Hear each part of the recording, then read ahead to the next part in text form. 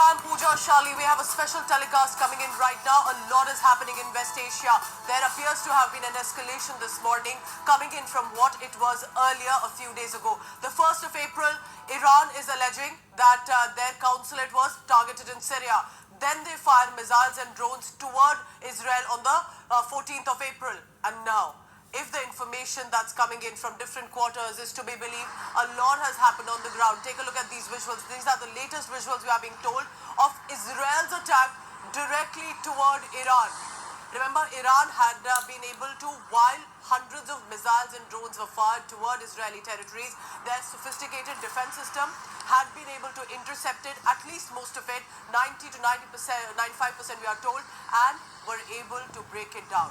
But now, with Israel firing missiles and drones specifically toward Iran, and they have hit targets in Iran, are we looking at a wider conflict in the Middle East? Because remember, this regional conflict will not just be about West Asia, could actually turn into a global conflict.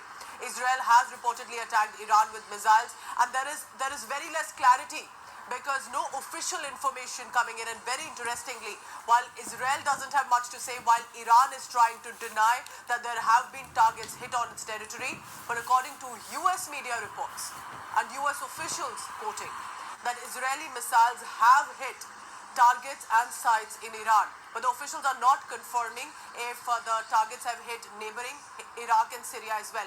In just a short while, we are going to pull out a map for you to understand where these countries are located and how, for Israel or Iran to hit at each other, they will have to go through the airspace of Syria and parts of Iraq. This happened the previous time when Iran was hitting towards Israel. But the visual images that we can confirm to you, that the night sky that was lit up. In fact, this was early morning. Iran suspended flights over several cities. Why would Iran do that if there isn't an issue right now with the Iranian airspace and if something else of a conflict is brewing? Iranian government has moved several flights away from Isfahan. Isfahan is the main airport. That's where the understanding that we are getting right now, and I'll go across to Isfahan in just a short while. The attack came days after Iran launched that first ever attack on 13th of April. Remember, Tehran, we were told, launched about 300 missiles and drones on Israel. The Iranian strikes were in response to the 1st April Israeli strike on the Iranian embassy. So this is the latest that we are bringing to you. I want to immediately bring in a diplomat who has served in Iran, in Tehran, Ambassador Ashok Sajjanhar. Appreciate you always joining in, Ambassador, because your perspective, not just with regard to your expertise, but what's been happening across the world, definitely adds value to our telecast. I want to first immediately ask you the big questions, and that is with regard to Isfahan that is coming. Now, it is believed to be Isfahan at the airport area, that there are aircrafts there, it's a big target site. But if I'm correct, isn't Isfahan also the place where there is suspected to be a nuclear training program of Iran? Because then it reaches and touches several other layers to this conflict, if it is hit. Yeah, thank you very much, Pooja, for having me on your show. You are very right. Isfahan is the first capital of Iran. It is an ancient civilizational heritage city, 2,500 years old. Persepolis, the former capital, is located there. It is the roots of the Persian dynasty there. In addition to, what you mentioned about the nuclear training program there, the nuclear facility in Natanz is located not far away from Isfahan. Now, I would imagine that, if, again, as you said very correctly right at the beginning, that we need much more clarity. Right now, there are stray reports that are coming in from, different media sources, etc.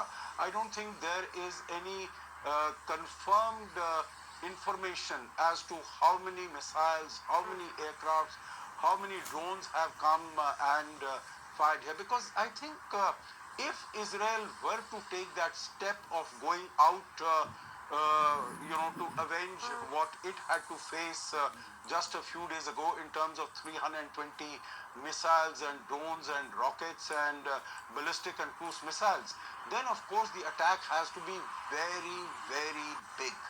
And so I think everyone would really be able to see. And it would not be only after a few aircrafts, in Isfahan, that's a big aircraft base, etc. It will really have to be something very, very substantial and very, very significant. But I think all of us are also aware that there has been huge pressure on Benjamin Netanyahu and on Israel not to escalate the matters further, take the success, as you also put it, that all the, most of these missiles and drones were shot in the air. And so many countries came to the assistance of Israel. It was not only Israel's Iron Dome, it was also the Americans, it was also the French, the British, and even the Jordanians who shot down many of the Iranian drones and missiles over their own territory. So I think while earlier we were seeing in the Israel-Hamas context that Israel was being isolated because of the manner in which it had conducted that offensive against the Hamas in Gaza, after this Iranian attack on the 13th, 14th of April, it was Iran which was finding itself isolated. So, but Ambassador Sajjan, you're saying that the world or even Israel wouldn't want this to escalate, but isn't this an escalation? When you're targeting territories directly, and it looks like from what we have, look at that fireball that erupts when these missiles and drones have hit. This is an escalation already. Yeah, no, what I was saying is that the world would not want the escalation to take place, and definitely the United States would not want an escalation to take place, because that would be, termed as its failure, and it would be a huge setback to President Joe Biden as far as his re-election bid is concerned. As far as Israel is concerned, of course, it doesn't listen to what the world is saying. We've seen that for the last 6 months in Gaza. It has paid scant attention to what the Americans or what the others are saying as to how it should conduct its, its attack in Gaza. So Israel is only concerned about what it feels are its own interests. And at the moment, Pooja, I would say that if it wishes to retain the support of the United States, then I think it will have to listen more carefully to what the US is saying, because, again, the re-election bid of President Joe Biden is very closely linked and tied to what, how this conflict proceeds, and that it should not escalate any further. Ambassador Sajjan, I agree, yes. Very rightly, that this, if all these fireballs have come, missiles have come from Israel, then this is a definite escalation of the situation as it has prevailed so far. And who will take that step back? Will Iran say, okay, let's end it here, which is very unlikely because they have their own proxies, Hezbollah, to Hamas, to Houthis, who are constantly being after with a multi-pronged attack targeting Israel. The attack, remember, comes, and I request Ambassador to please stay on. This is after 13th of April, now that 19th of April. So within a week, from 1st of April, then 13th, and then 19th, there has been constant escalation. What do I know so far? As we can confirm to you that there is no definite clarity. Both Israel and Iran are, for now, comparatively how they would speak earlier, are comparatively quieter for now. There are not precise confirmations coming in, but American media reports and American US officials are speaking, and even though via their sources, what we know so far is from Iran that the reports that are coming in, that 3 blasts were heard and near a military base in Iran. Fighter jets are located in northwest Isfahan. Iran's semi-official Fars agency has reported defense is activated in response to an object that is likely to be a drone. So they are on the bench here. They are saying that something appears to have happened. We have activated our response, but we cannot add more. The target, according to, and we are told American media reports that I'm quoting here right now, that have spoken to US officials, target is not clear, but there has been a target that has been hit in Iran, and we are told again this is close to a base of the armed forces of Iran. So tensions clearly for now are escalating. Israel, let me bring you now what Israel has said. Israel's military has said, we do not have a comment at this time. Now that is not how Israel usually responds. If you would have noticed, ever since the Hamas barbarism in Israel on the 7th of October, the Israeli spokespersons, officials, everyone has been on camera constantly putting out their views. Right now, they appear to be saying, we don't have a comment at this time. But there is definitely, as you can see, the visuals are very clear. From where are these drones and missiles coming in? They're not coming in from Syria and Iraq. According to America, they have called for a restraint from Israel in a bid to prevent a regional war. The US has also added, they have been on the distance here. They've said, we did not give a green light here for this attack. Another official has told the CNN that I'm quoting right now. So America's news agencies have been reacting. The bigger question now is what happens next? What will be the ministers, the Khomeinis, the ones at the top leadership of the Iranian powers? They will decide now what next happens. All of this, India is watching closely. Ambassador Ashok Sajjanhar, I bring you in here. Ambassador, because India, like we have discussed earlier also, is friends with both Israel and Iran. So Israel, while has been our defense strategic partnership, has helped us at a time with weapons and ammunition when the USA or other countries have completely isolated us, did not want to help. They have come forward. They are suffering from terrorism like India does. But Iran and India have been century-old allies. We have been civilizational friends and now strategic partners as well. Indians are there in Israel and in Iran. What stand does India take at this moment? You know, when Iran, Pooja, what you say is absolutely correct. We have Indians there. We also have strategic partnership with both these countries. We had Prime Minister Modi visit Iran in 2016, after which we gave a big push to the Chabahar project and to the International North-South Transport Corridor. Prime Minister Modi also visited Israel in 2017, the first Indian Prime Minister to visit Israel after we established diplomatic relations in 1992. So both these countries are very important partners, and that is why India has expressed very serious concern at the possible escalation of the hostilities between these two countries. We have advised both of them to exercise restraint, and that is how we will work. Our Foreign Minister has spoken, External Affairs Minister has spoken to both his counterparts in Iran and Israel and has counseled restraint, that it should not be allowed to further escalate. Iran has stated very clearly that even a minimal attack by Israel on Iran would be met with much more lethal attack from their side. They said earlier last time it was, it appears that it was basically for domestic consumption in Iran, and so that is why it was not really able to wreak much havoc or damage as far as Israel is concerned. And they had provided apparently this intelligence through Saudi Arabia and through the UAE to both Israel as well as to the United States. Now, if Israel were to attack, I'm putting a very big if here, because I think if Israel is to attack Iran, then it has to be a very visible attack, Pooja, because I think we need to understand what Israel is seeking to gain by this escalation. Number one, what it would seek to gain first is that it would like to send out a very clear message to its adversaries that if any one of them dares to attack Israel, then they would be met with the full force of military power that Israel has at its command. So it will not send out 10 missiles, 20 drones, etc. It will be a very, very strong, severe attack. So this is a strong message that it wants to send out to the international community, that you cannot just play with Israel and get away with it. You will have to bear the full brunt if you dare to confront Israel. Secondly, the message will have to be to Iran that you have done this from your own territory. For the first time you have attacked Israel, so you will have to bear the cost of the manner in which you have gone forward. Thirdly, it wants to send out a message to its own people.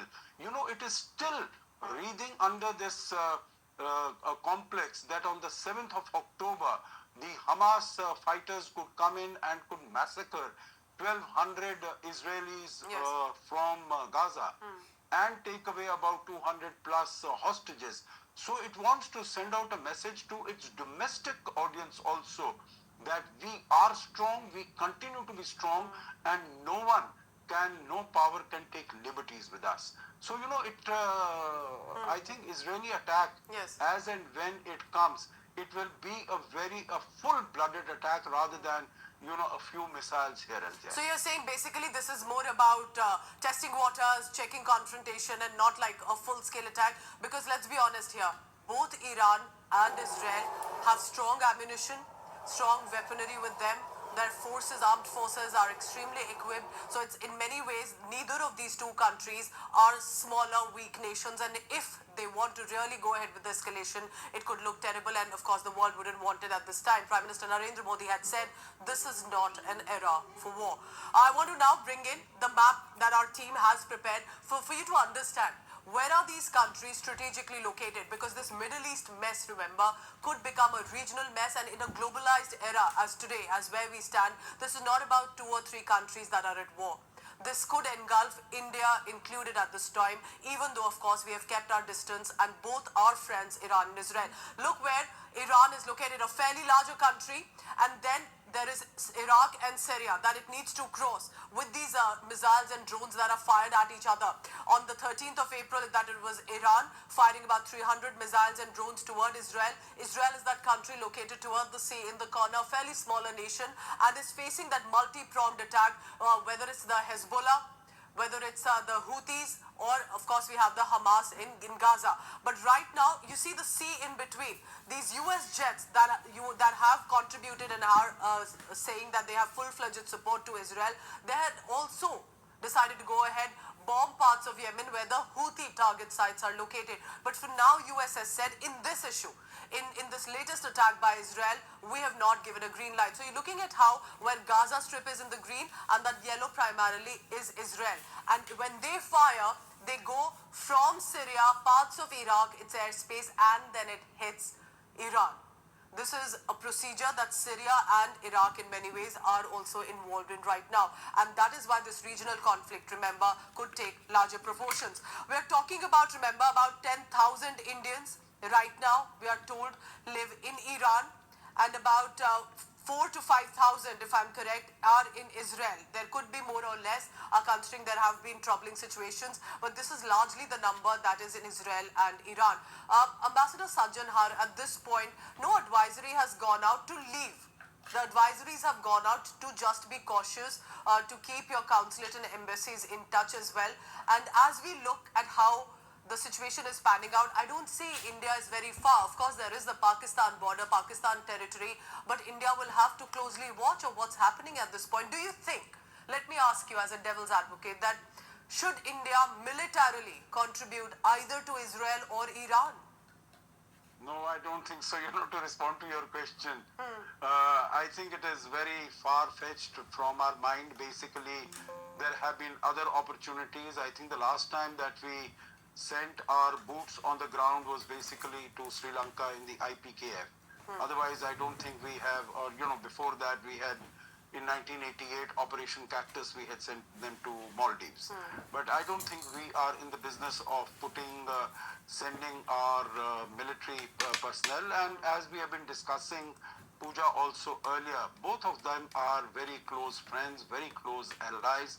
And I don't think we have we favor either one of them or the other. We favor peace and tranquility in this area because, as you mentioned rightly, we have about 10,000 or so of our Indian nationals, but it's also strategically very important. I briefly mentioned the Chabahar and the International North-South Transport Corridor. That is very important, and Israel is important. We have only in recent years, we have the I2U2 platform that has been established. Our relations with Israel are progressing very strongly. We also have recently at the G20 launched what is known as the IMEC, that is the India, Middle East, Europe Economic Corridor, and that has much, not only economic but also geopolitical significance.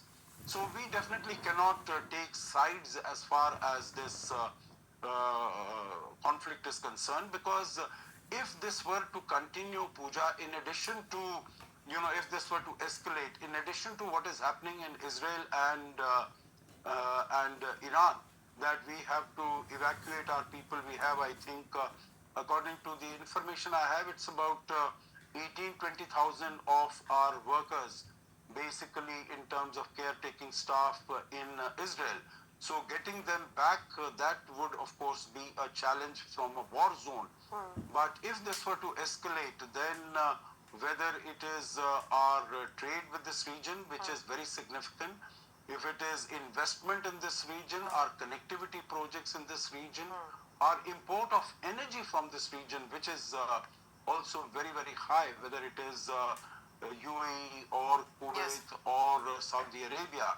And then, of course, our Indian diaspora in this region, about 8 to 9 million people, about 80 to 90 lakhs of our people. And if they were to come under some sort of a threat, then that would be something that we will really have to look at very closely. Ambassador Sajjanar, I want to just add here, like you are mentioning, about 90 lakh people in total, Indians, live in the Gulf region.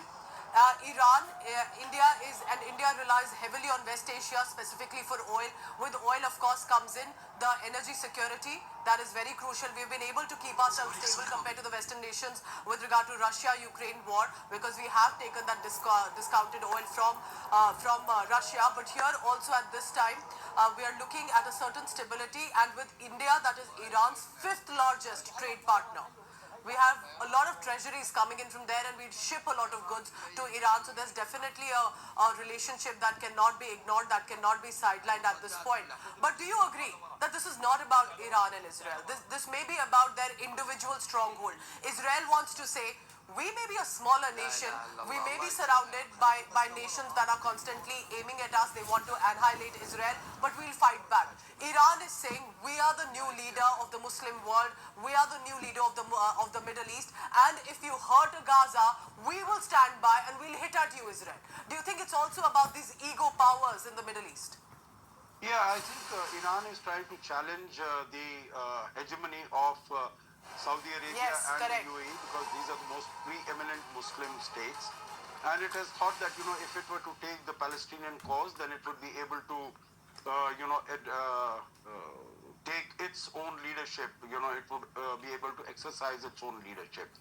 Now, let's, this thing is very clear that countries in the region want good relations with Israel. We have seen this after the Abraham Accords, after 4 years. Whether it is the UAE, Bahrain, Egypt, Jordan, of course, had earlier also, but many countries want better relations with Israel. None of these countries wants conflict. That is why you would see, what I had mentioned earlier, that as Iran wanted the other countries to get involved in this fight with Israel, but none of them really wants to get involved in a fight, because they are all prosperous countries by and large, and no one wants war. And another thing, Pooja, in this is that if war were to take place, and we have seen that about 20-23% of global energy comes out of the Strait of Hormuz. Just a few days ago, we saw one of the Israeli ships, MSC Ares, that was confiscated by Israel. And if shipping were to be affected from there, if export of energy from there were to be affected, it is going to cause lots of problems to the global economy, particularly to developing countries like India, because we depend to the tune of about 85% of our requirements, energy requirements, for imports, and several of them come, much of the imports come from the West Asian region. Of course, you mentioned about imports at discounted prices from Russia, but also from West Asia. I think we import more than about 40-50% of our requirements. And the last point that I could mention here also is the remittances. India is the largest recipient of remittances in the world. more than $100 billion, and about 50% of that comes from this region. So it is, this region is very important. Stability, peace, security and tranquility in this region is very important for us on a number of parameters, for a number of reasons that we have just discussed. So India would be very unhappy and very concerned and anxious if this stability